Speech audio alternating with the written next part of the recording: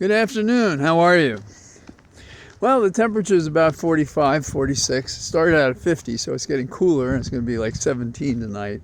But that's what I've got out here. It's not too bad. The wind, when not protected by the trees in the road, is about 12 to 18 miles an hour. Humidity, according to Thomas Jefferson, is 54%. So there we are. What's in the news? Well, the old saw is that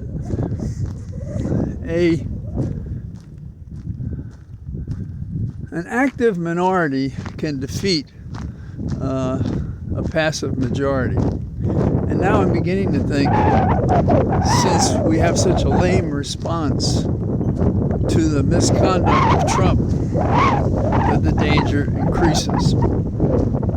And people just sort of hoping that magic is going to come in, like the dragons in Game of Thrones, are hoping for something that is never going to happen. And if the people in the position to fight, who have the platforms, who have the authority, who have the power, do not act, Trump will do whatever the hell he wants. Now, there are positive signs. That is, when one acts at all, something happens. But it's like never us, meaning our American elected leaders.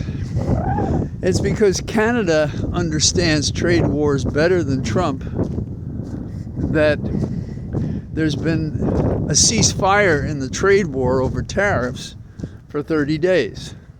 Is that to save face for Trump? Probably.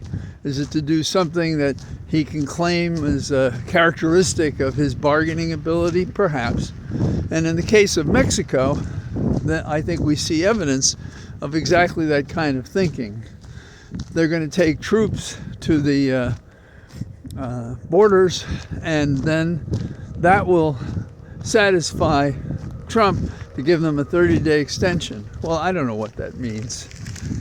It's not like Mexico and its official government is going to ever admit to allowing drugs or participating in drugs, but I don't think they are. I mean, I suppose the worst that the government does is it takes a dollar under the table and lets something happen rather than participate in it. But I have my doubts that that's happening as well. There's no proof.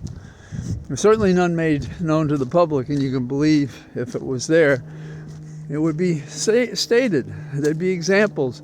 They'd bring out a table full of drugs and stuff like that. I know, I prosecuted those cases in New York, not from Mexico, from France and other places. So that's kind of the table set. And then on top of that, it's not just that Trump has done something that's bad judgment and that he could do if it were, that he could do even if it is bad judgment. But we have a treaty, both with Mexico and Canada, that provides no tariffs for them. And so now he intends to impose a tariff on them? He's posturing, but he's also threatening. He's going to go around like he did as a kid and bully people into being concerned that he may find some weak underbelly to compromise them. And what's going to happen is, if he stays this way, we will be the workaround. Canada, Mexico, and other places will find other markets, other ways, and we will suffer. America will suffer.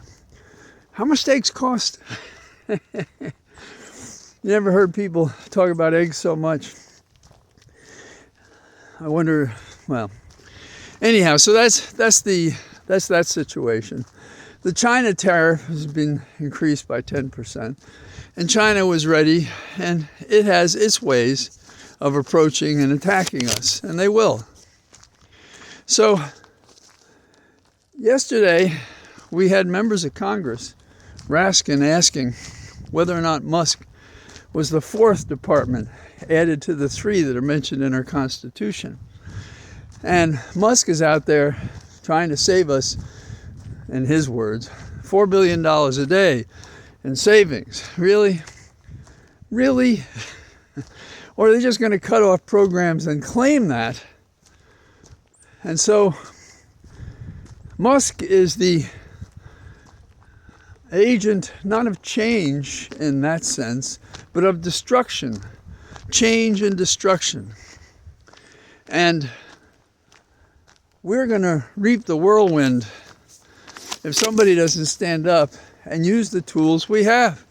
And they just wander around like chickens with their heads cut off, running around in circles. It's impossible. The U.S. Attorney in D.C. is going to investigate those who've been fired for investigating the DOJ personnel. That is the crew that responds to Musk. Well, that's really something, isn't it?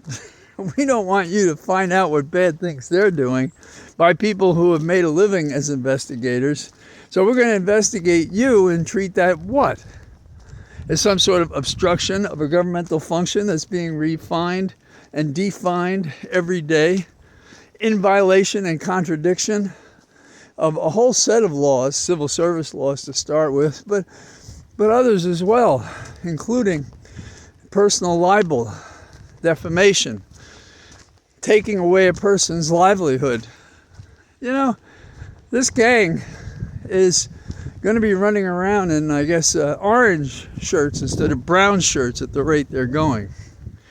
Now, of course, the dumb want to dismantle what they know little about. And that includes, ironically, of course, the education department. You know, Johnny doesn't read as well.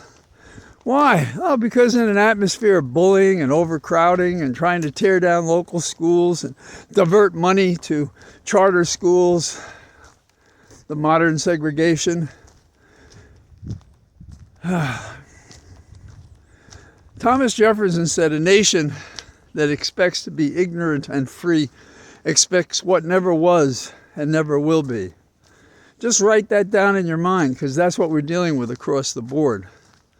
In addition, those of you who think it matters to be warned and to have police, in a sense, keep our consumer products safe for us, Trump and his minions want to delete the Consumer Watchdog Agency, and they're working on that. You have to ask yourself, is this a surrender to Putin's desires? Now, is it a surrender in the sense it's unconscious and Trump has no idea what he's doing? Or is it that he's quite consciously doing it? And that the agent of destruction that Musk is merely a part of an overall program of destroying America as it is, to speed its decline. So who is going up to the parapet to complain, to shout, to act? Are they all cowards, every one of them? There was a Texas politician years ago that said all the politicians, you could find them in the center of the highway, that yellow line that runs up and down the road. That's what we have now. Cowards in every direction. Now, yesterday there was a demonstration by the Democrats, and far be it from me ever to be critical of Ruskin, who spoke on behalf of the Congress and said that how could we be doing what we were doing with USAID?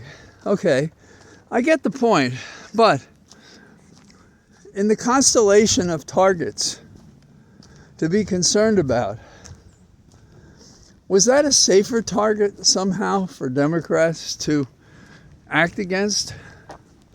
And if you're going to act against that one, why aren't we making a charge about the Treasury Department, the dollars and cents that run this nation?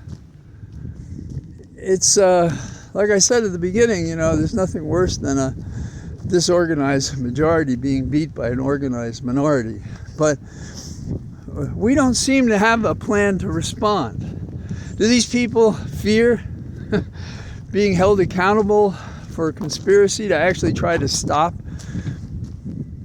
the monarchical tendencies, indeed plan of the entire felon Trump administration?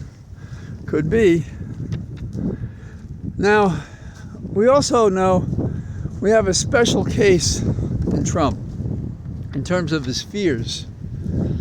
And I suspect that something happened today that prompted a statement that occurred, I don't know, about an hour or so before I started walking, so you won't hear it for a longer period and maybe it'll get fleshed out. But Trump said he's told his advisors to obliterate Iran if they assassinate him. Wow. If that isn't the fear of a dictator manifest in the 2 weeks he's decided to become our American dictator, and if that doesn't signify he's losing or lost it, isn't this when we should be striking? I mean with arguments. I mean with court cases. I mean with hearings. John Conyers, he held hearings off campus, off Capitol Hill, to make it clear to America, while the political hearings and attacks were being made by the Republicans, he wanted to inform and educate the public as to what was really going on. John Conyers, whom I was lucky enough to serve on the Judiciary Committee, had me write things and attend to things and asked me to speak before groups and so forth, because he was a doer. He was an actor. And it came from the hard fights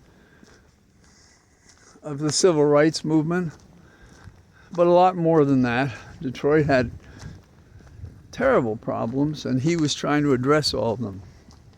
And you know, if you needed a reminder who John was as a leader, if you went to his office in Detroit, Rosa Parks was there.